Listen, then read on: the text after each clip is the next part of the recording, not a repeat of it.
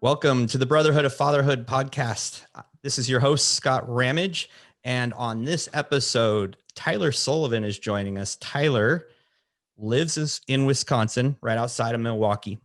He is a business owner, an entrepreneur, a father of two.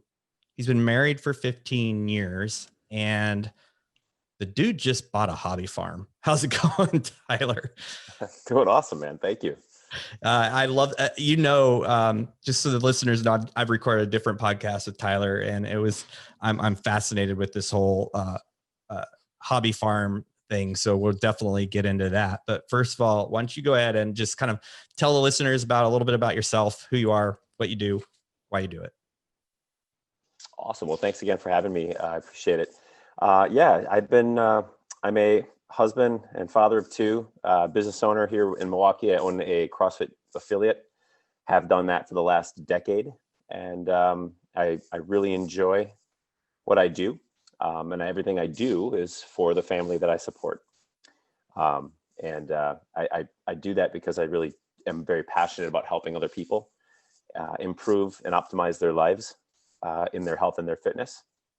And then to be just better dads, to be better husbands, to be better mothers, and you name it. And so it's really a passion for me, and I'm very blessed to be able to have that opportunity to provide that service.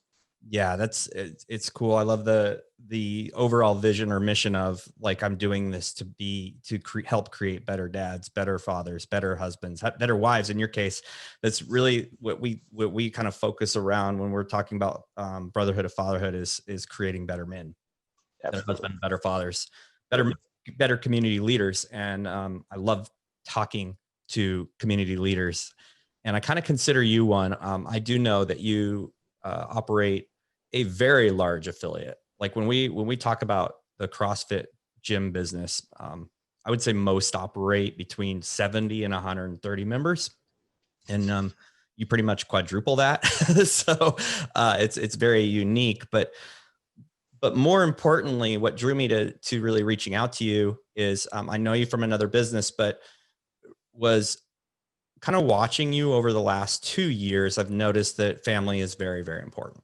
And it's just evident. And I know I'm watching through a filter of social media, but why don't you tell us a little bit about your family and where your passions lie inside of that?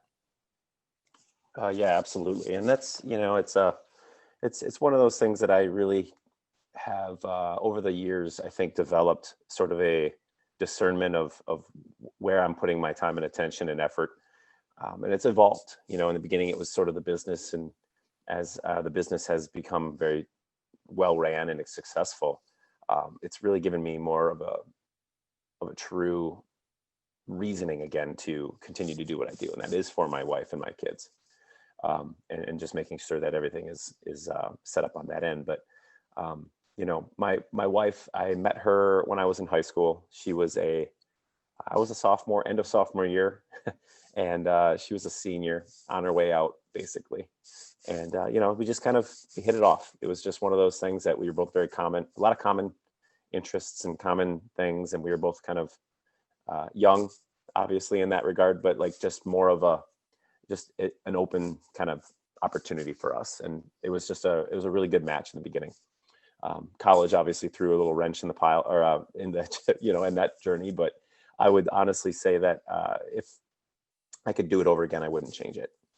The struggles of just being in a long distance relationship right off the bat after a few months of being in that, honeymoon stage, so to speak. It was very challenging, but it also proved to be I feel, one of those opportunities that just made us stronger today. So as we push forward, we've been able to battle a lot of things, ups and downs, with starting a business, having kids, switching careers, her becoming a homeschool mother, and someone who's not working anymore, and then also just the business. It's just very tumultuous waters as it is. So it's been awesome. It's been hard. It's been scary. It's been all the feels. So, but my kids, awesome. They've literally revolutionized my life. My son, born in 2010, it was right when we moved here to Milwaukee, actually from Ohio. And I ended up having my son, and it was a period, where my wife decided she did want to stay home with the kids, and it was a opportunity for her to really do what she wanted. And for me, that was my sort of calling and kind of opportunity to step up to the plate as a man and to be able to provide. So not only did my son just formulate the way I think about how to be a dad, what I need to do, and how to make sure my wife has a life that she wants. It's created a pathway for us to really focus on the things we need to do in our lives to be able to create a life for our children together. And in doing that, we now we have these things that are at our table. You struck a few chords. I just got home from doing a recording. My wife and I do a marriage class. We lead a marriage class, and we lead it every year, and it's very, very intense. And typically we're helping couples really through some very tumultuous times. And so we were recording our marriage story, and our story is sounds pretty familiar to yours. When my very first business, I wrapped it in the cloak of providing for my family, Mhm. and ended up, that was my entire life, was work, was, 4 a.m. to 8 p.m. every day. Weekends out with customer base. It was a bike shop, so I was out riding with my customers and my friends, and that caused some real problems. Did you go through a time when you were trying to balance the work and family role, or that you did it wrong? Did you do it wrong? Oh yeah, yeah, and to this day, I still probably do it wrong. It's always a work in progress for me. I'm a very driven person. When I set myself out to do something, I'm gonna do it, and sometimes that balance becomes obviously out of balance, Mhm. and there has definitely been moments of that balance in there, and that's ultimately something we're still working on to this day, Yeah, for sure. yeah, yeah. How do you how have you approached that? Like, what have been some of the steps or the things that you've done to kind of make sure you're staying in balance? Yeah, very good question. Part of it's really taking my wife and I's schedules and being intentional about where we're spending our time. One of the key things that we've done for my wife and I is just consistent date nights. Every Wednesday night, we will go out. We get a babysitter. It doesn't matter what we're doing. We're just getting a babysitter. It's on the schedule. It's going to happen, and it gives us that time that we very much need to be able to spend just no business time with each other, no like dealing with the kids, no running around doing errands, schedules, all the busy stuff, right? So it just gives us that space to be able to talk, have fun, vent, whatever it is. And then every Sunday we sort of have what we call, I don't even know how you say it, but like sort of a we call it State of the Union. And it's sort of our way of, all right, what's on our schedule for this week? What happened last week that we need to improve upon? What do we need to do better as a couple? How are we doing in that? So we're setting up not just subjective measurements, but like some actual objective things. And then of course, ensuring that we eliminate as much confusion, excuse me, and potential for conflict, right? When it comes down to schedules and just, being on the same page. Yeah. So your wife is she's homeschooling the kids. I think I Yes. picked that up. And so did she start out with a career? Was she pretty career focused? She was, yeah. She had a career. She was in marketing, Okay. and all that, and she was in communication and journalism at before that. Wow. So yeah, How was that transition? challenging for sure. For her, it was a no brainer. She was very happy. Obviously, it brought a set of new challenges as that she made that commitment, but it was something she's always wanted to do, and it really that's something she's kind of always wanted to be, is that mom that stayed at home and provided in that regard. Yeah. Yeah. Yeah. So has there been any like moments when you're working, you're focusing, before we started recording, you said you have a new thing you're doing. I'm kind of in the same boat. And I find that that balance it is literally impossible. It is impossible to balance, especially when you're really driving to grow something and you're really Mhm. working in on that. And then you still have to maintain all of the other responsibilities, including the main line of income coming in, making sure that those are, in my opinion, those are have to be done at the same quality, same level they've always been done. Cannot be decreased, but we're adding more. Have there been aha moments when you've like stopped and you're like, whoa, I'm way out of line? Yes. I wouldn't, I think it's fair to say that there's no way that I could perfectly balance all this. I don't Right. think anybody can. Yeah. So yeah, I mean, there has been moments where I'm just like, I'm going all in too much on this thing. And deep down inside me, I have that sense of something's not right. Right. Like it feels wrong. And I just know something, and it's probably just the way the communication that's happening between my wife and my kids that starts to dwindle, or it starts to get a little bit more a little, it's a little more ornery with their attitude, and just things start to change. You just feel it, you see it, and it's something's off. So yeah, absolutely. So you're noticing a misbalance or something is unbalanced. I can definitely relate to that. Hmm. What what do you do? You talked about two things that I think are, and I've said repeatedly, are extremely important in a marriage. And the biggest word that you said is intentionality. I mean, that's really the pivot.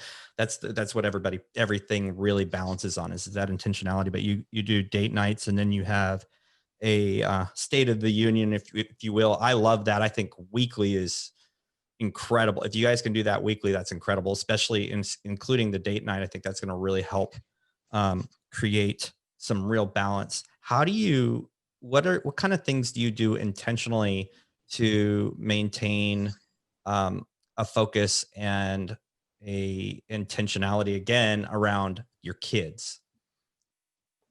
Very good question. It comes back to how I'm spending my time, and I'm obviously prioritizing my time.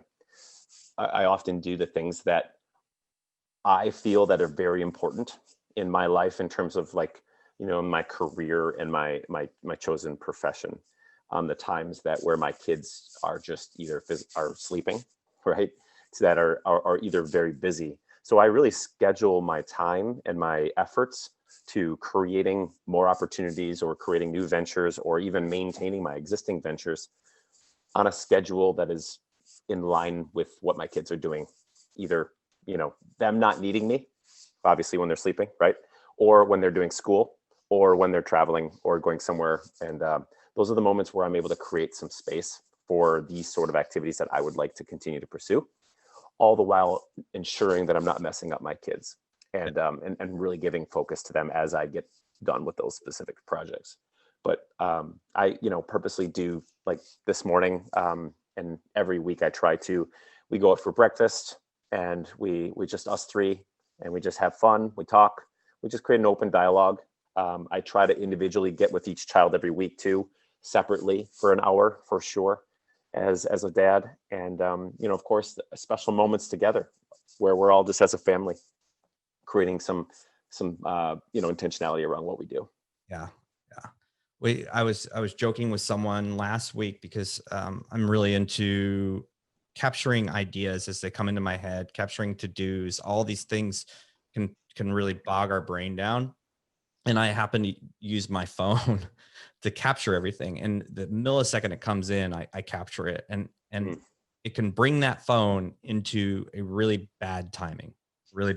And I've trained my family to tell me, are you capturing something? Or, like, and it's a really good way to keep accountability with my family, let them know that they are more important.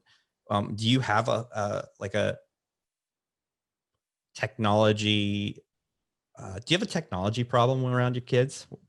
Oh yeah, yeah. There's no question. Technology invades my space, and my thoughts, and just my emotional energy, for sure. Yeah. Yeah. Yeah. And so have you had any conversations around that with your wife or your kids? And then What kind of technology do they currently use, your kids? Yeah, I do. I've had that conversation several times. One of the big things is coming home and then just not like having a space for my phone where I physically can put my phone away, and it can be just in a corner and I don't have to see it. I Mhm. try to take off my Apple Watch as well, so I'm not getting dinged on there, and just the whole thing with that. So we've tried to create some limitations. Obviously, we fail, but we do our best, and Yeah. it works pretty well. But in regards to my kids having just some intentionality or just focus around technology, we do limit their screen times every day. They're not allowed on any sort of technology or screens unless it's related to school. Mm. We do give them 1 hour every night for fun games, whatever it may be. And we also create a focus around the day that it's the first thing they lose, which is what they love the most, right? They love their technology. If they end up disrespecting or end up having some behavior issues. Yeah. Yeah. It's a very interesting path that we have to choose when working with kids and technology, because it is so ingrained in almost every facet of our lives that it it can be, the lines can be blurred really really easily. It sounds like you guys have made them pretty clearly defined. How old are your kids right now? My daughter's 8, my son is 10. Okay. All right. So this is pre real social use of technology at this point. Yeah. It is, Yeah. yeah, and we're very aware of what's to come. We're trying to create a boundaries for the future, for when it comes. Yeah, boundaries are really important. I think that's Hmm. where we're missing a lot as a society, is setting those boundaries. Yeah. I want to kind of get back to marriage. You spoke early, and you spoke, I would say, passionately about marriage. Do you have, like, when you think through your order of importance of things? Is there an order of importance that you put on your marriage, your and being a dad and a business owner, and how do you weigh that? If you were to weigh those things in your life, I always tell everybody, for me, it's my faith, then my wife, then my kids, and then everything else kind of falls underneath. And if I'm out of balance, I really know it. For I sure. can really tell. So how do you operate in that capacity? As I kind of mentioned earlier, I sort of know and I feel when things are sort of out of alignment, and obviously I'm I'm always a work in progress, I feel, in regards to that. There's seasons of my life in which I'm working. It's sort of like teeter-totters on all of these little things in my life, right? I have my marriage teeter-totter. Sometimes I'm more involved in investing into that. Then I got my career, you got your family. Those are obviously big things, and making sure that those things stay in balance as much as possible.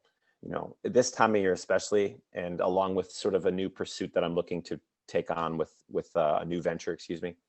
Um, I'm really trying to do as much balancing as possible. It's a balancing act as it is, but um, currently it sits where I have these focuses on my career that are really trying to pull me in a different direction.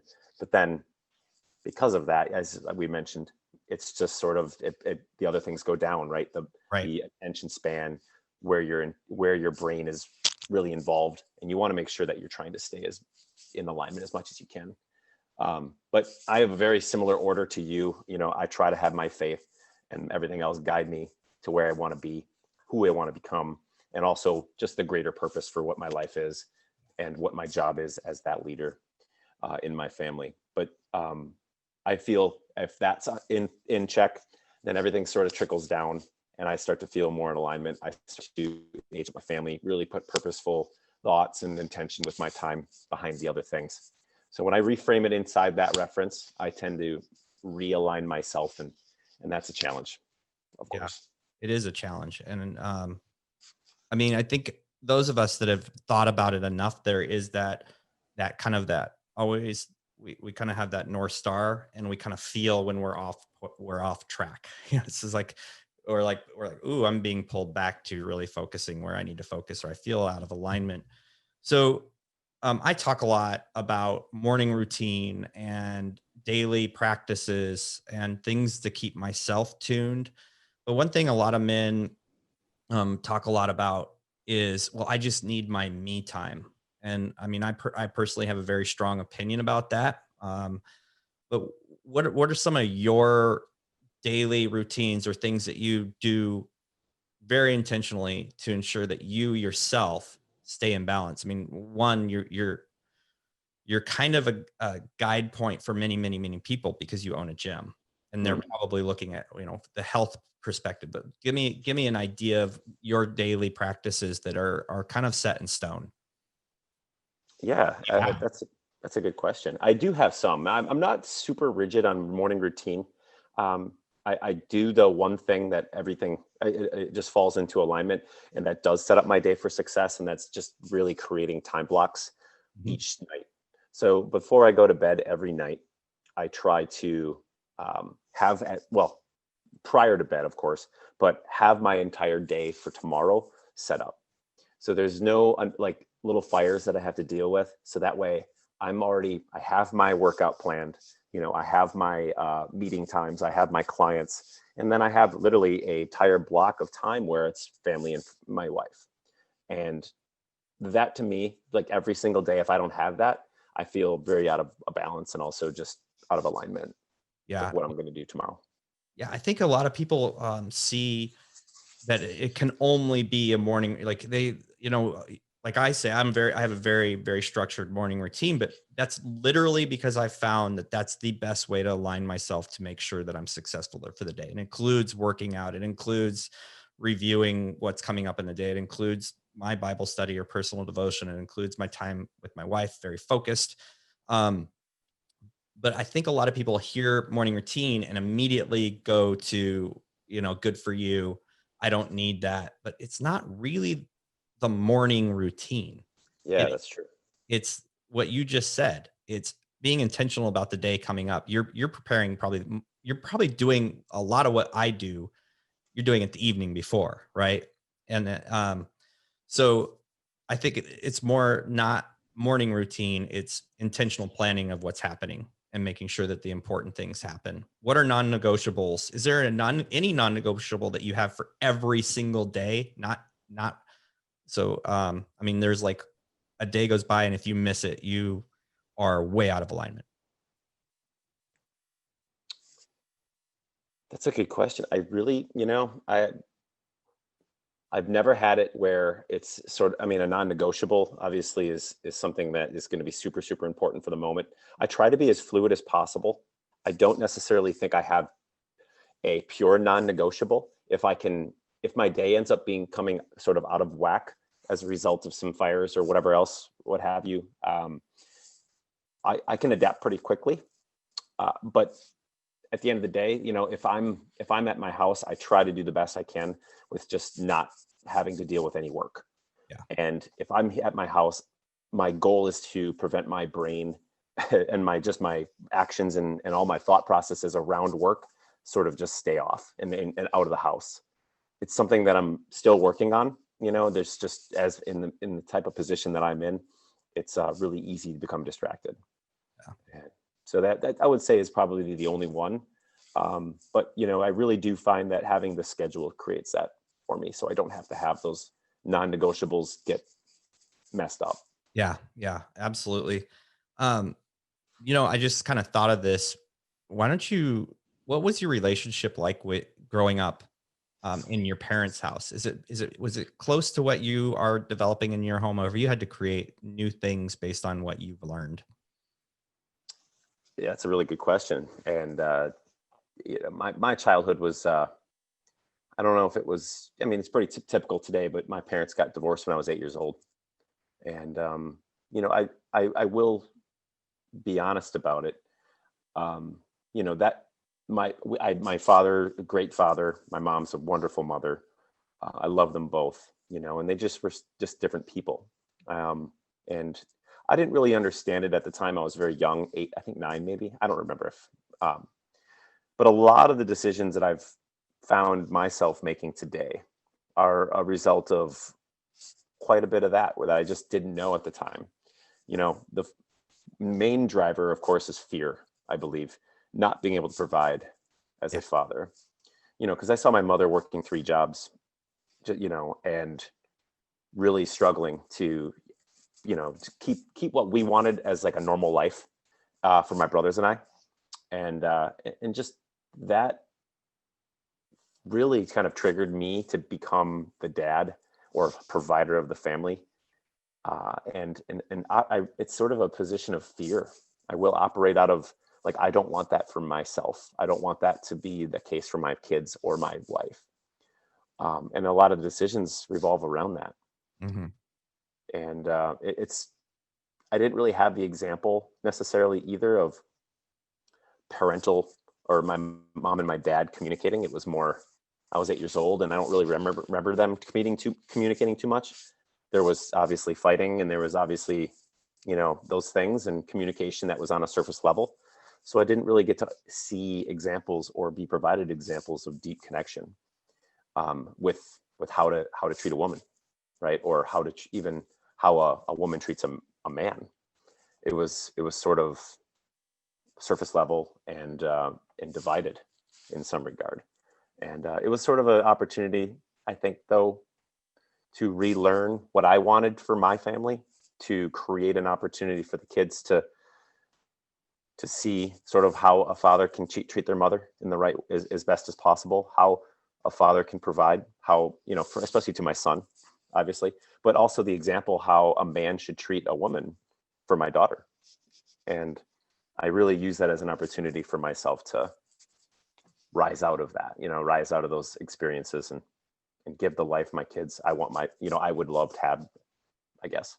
Yeah. Yeah. And I think that's a differentiator. What I see in a lot of dialogue with men is they they either see how they were raised and are hell bent on making their path and their kids' path smoother or different, or they are captive as a result. They are a victim of what they did, and unintentionally, probably they're creating the exact same environment they grew up in. Oh yeah, for So sure. where are you drawing your examples of how to be an amazing dad to a son, which is an incredibly important role? How to be an amazing dad to a daughter, which is it, I don't have the experience, but I know that that is a very, very unique and special bond. Where are you getting those examples? Well, primarily going to be, it kind of goes back to my faith. I do believe in Christ Jesus and what He's provided as an example of how to forgive, how to love, how to operate. Hmm. That is a main guiding principle.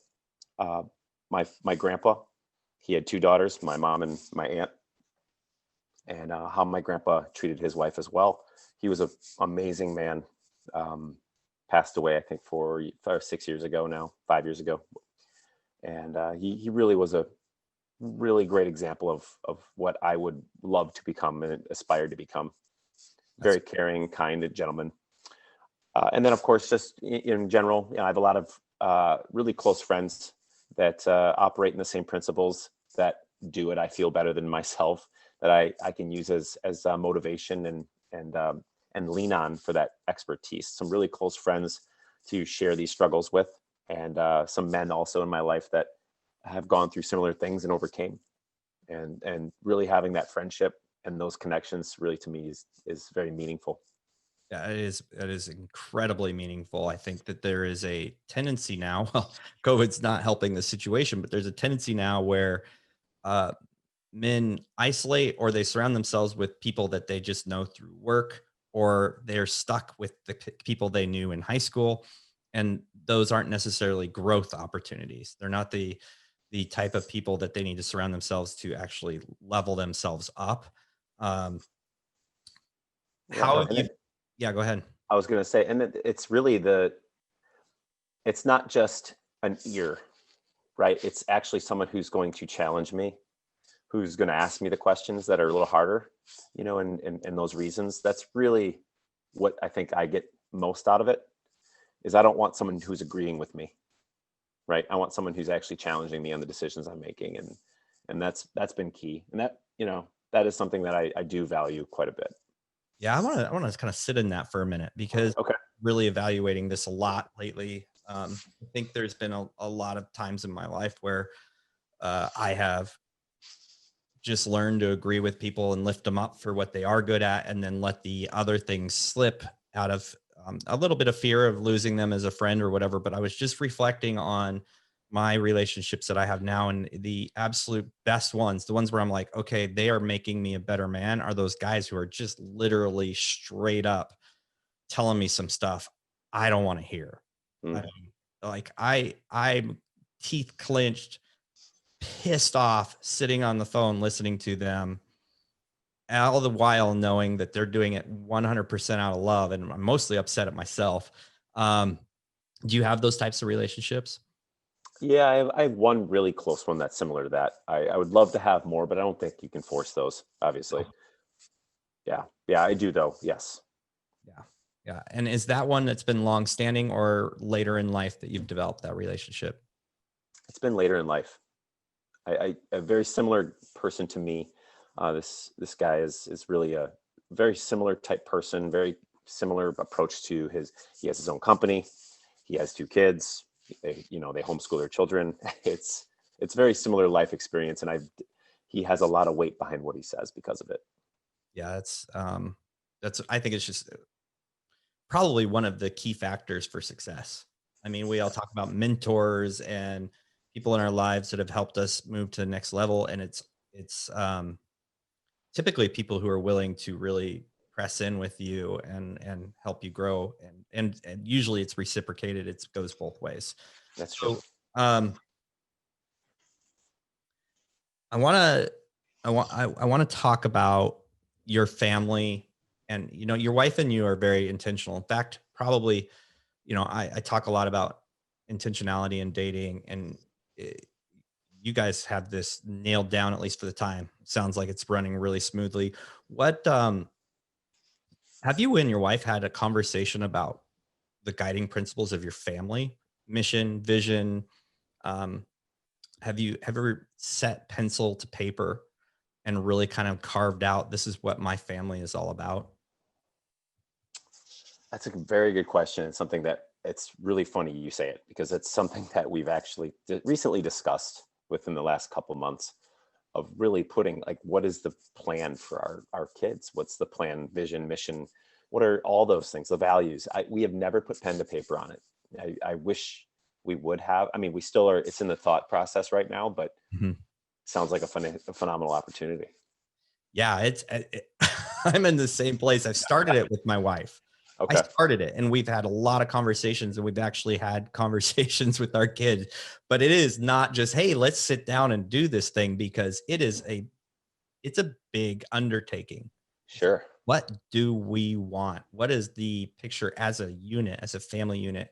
Where do we see ourselves, and what is our driving force? And I mean, I I can't believe I asked that, because it really puts me in a place where I'm like, man, I really work on that. We gotta reconvene and finish that project, because I think I've chatted with people who have it created as a piece of art in their home, and Mm, it's kind of like this guiding principle. Anytime they're up against something, just like I talk about this a lot in business. If you have your visions and your values, every decision that you make inside of your business is based on, does it align with my vision and values? And how the heck we don't do that with our family uh, yeah. is, sometimes I think as men we really step up in the business because we feel like that's how we're providing for our family, and then Mhm. we don't do the same things in our own home. um That's so but true. And I think it's, oh, sorry, go ahead. no, yeah, I'm hoping you do it. I'm hoping you do. I really think it's an opportunity for, just myself and men in general to really show the leadership capabilities that they are, shepherding their families to a purpose Yeah. and to a greater thing. Okay, well, let's go there. You said a few things, and I believe firmly. I believe that women can be leaders. My wife is a leader. For sure. I believe that they can be career driven and focused and professional and whatnot. But in my household, my wife will tell me every single time, you are the leader of this home and the final decision, whatever you decide, I'm going with wholeheartedly. How is your take? How's your wife's take on that outcome, the patriarch, if you will, Yeah, of the family? it's something that is very similar. My wife has a huge weight, obviously, on what I feel and have the input, but uh, she's really she does let me sort of have that sort of authority, not authority. It's you know what I mean. That decision, that final decision that happens in the family, ultimately rests on my shoulders, right? And all the weight behind that decision, definitely I take with, it's a serious decision, but she's really on board with whatever I decide as well. Yeah. There's been times when there's been some extreme tension between us, and it really comes down to the fact that we're kind of struggling to find out where our waypoint is and what direction we're going in. And I found that as soon as I say, you know what, this is what we're doing, that completely goes away. I mean, it completely goes away. So I feel very strongly about that. It's just, but she has an incredible voice in the entire thing. I mean, Hmm. very strong, very strong woman, uh, Very. which is I think awesome. But is your wife similar? She it's funny. I mean, even though she gives me sort of the green light, let's just put it that way, the green light to make certain decisions. And sometimes I do these decisions without her, or sometimes she has a bunch of things, and this is obviously, I think just me, just the experience that we've had over the years. But I've made decisions for the family that were not the right ones, right? And she's always been right, and she's always given me the yellow light, red light on these decisions. And it's funny. I look back now, and it's just like almost every single time she's either given me caution or said don't do it, and I've still forged ahead and did it.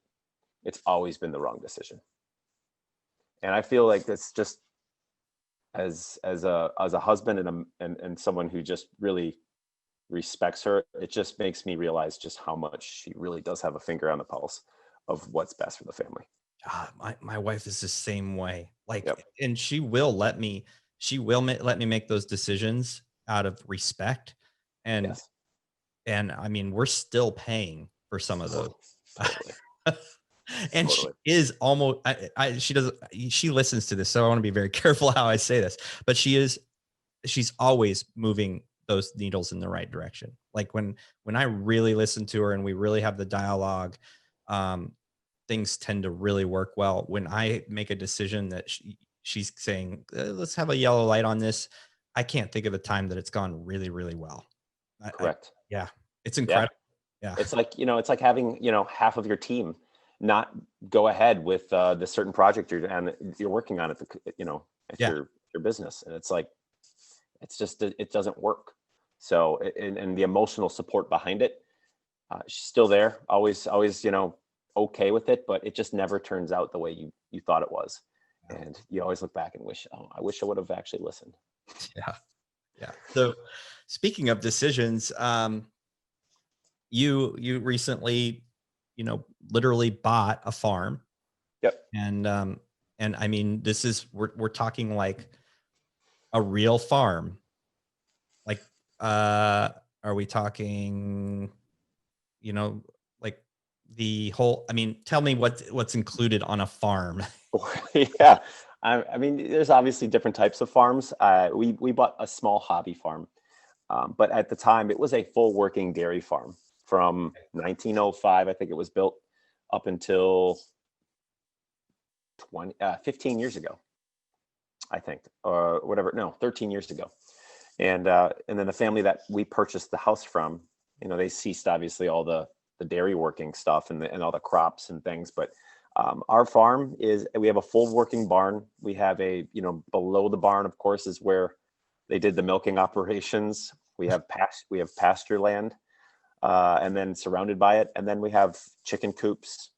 We have, a birthing barn for cows, and like, I mean, the whole deal. And yeah, it was there's a lot to it, and we bought it this winter, so we really haven't had the opportunity to work the land yet, because winter in Wisconsin is not favorable to that.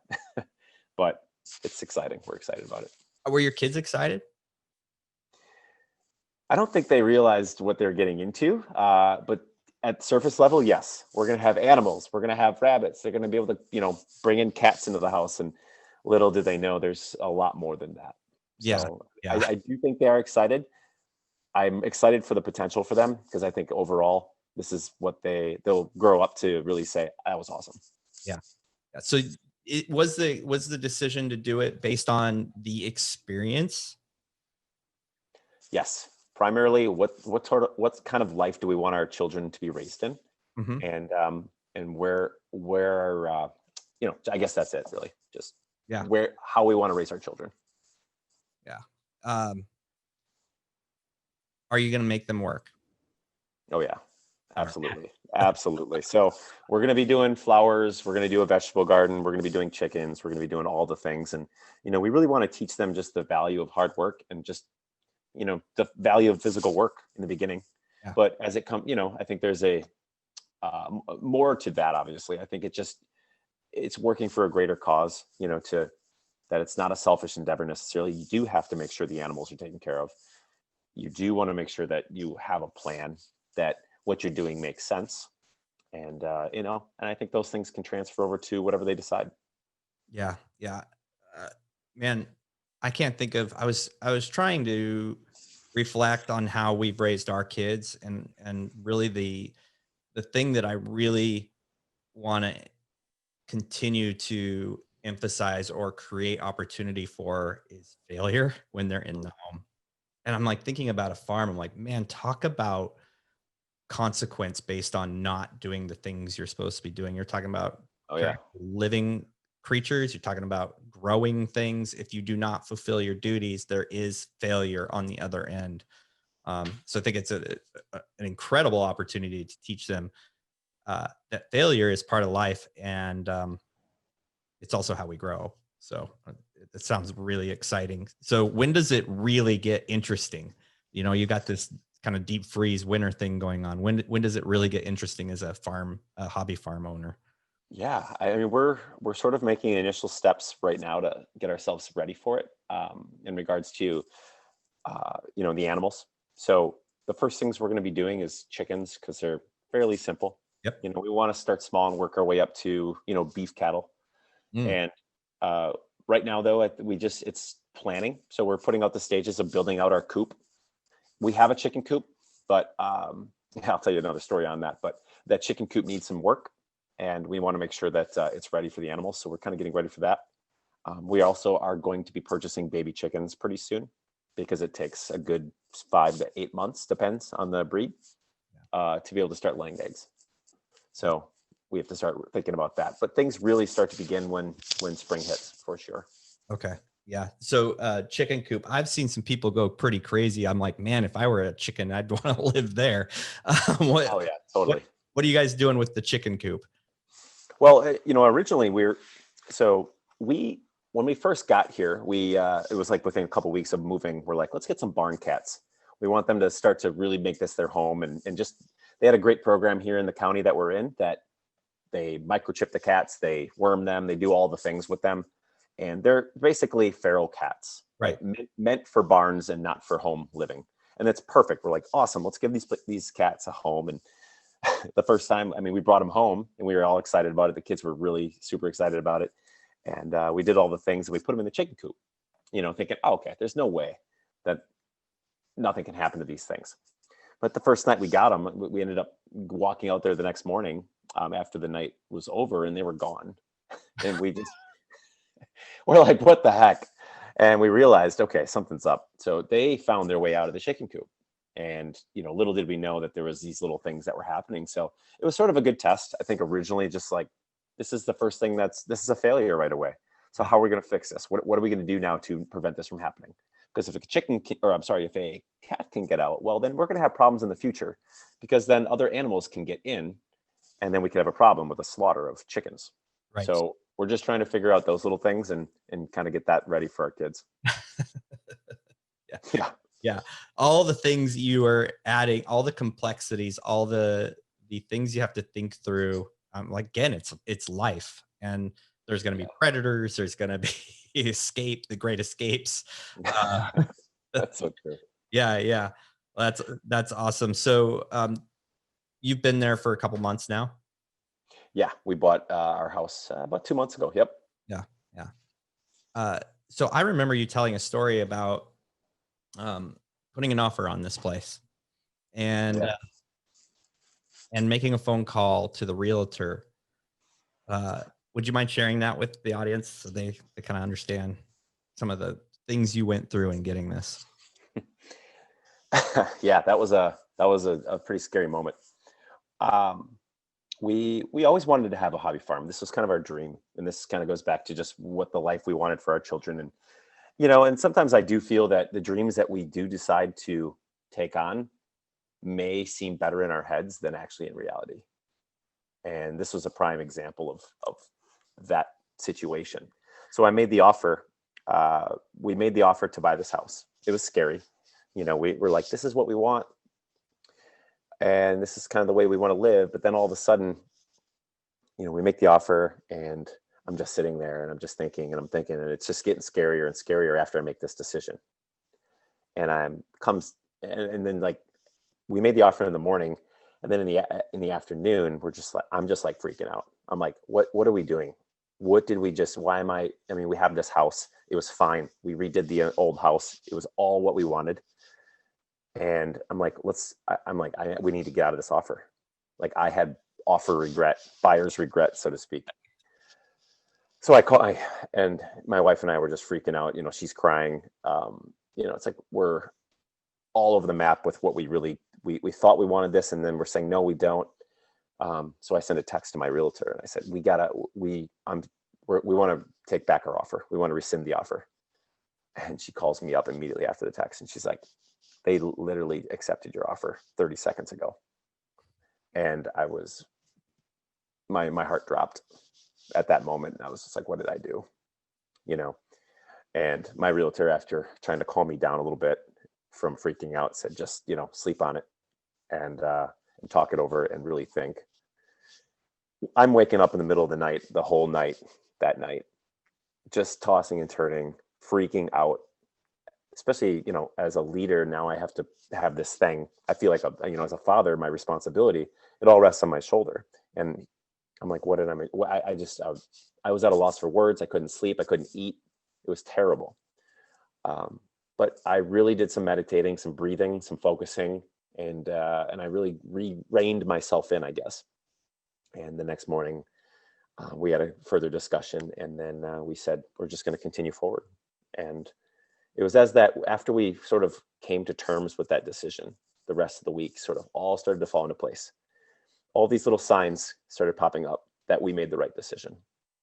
It was not just like, it could have been something in the business that just made sense, that was going to, make me feel more comfortable with decision. It was these other opportunities that were all of a sudden falling at my feet. It was these things that my kids were saying.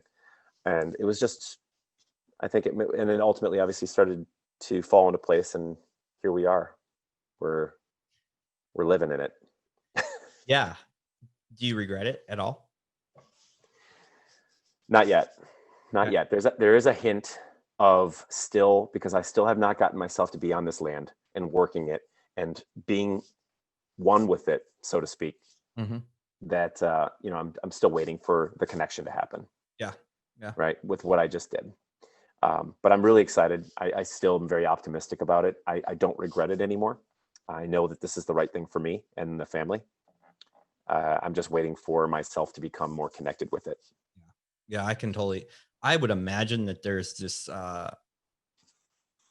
I don't want to say spiritual, but a next level connection with when you start working land. I mean, I've felt that way on a very light level when I'm working on my home and physically doing things to upgrade it. And I know that I put investment in this, but I bet working land is next level Mhm. connection.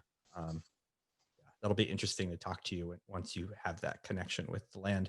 Um, you talked about so many times we have a dream, and then when we start to step into it, like, this is crazy. What was I thinking?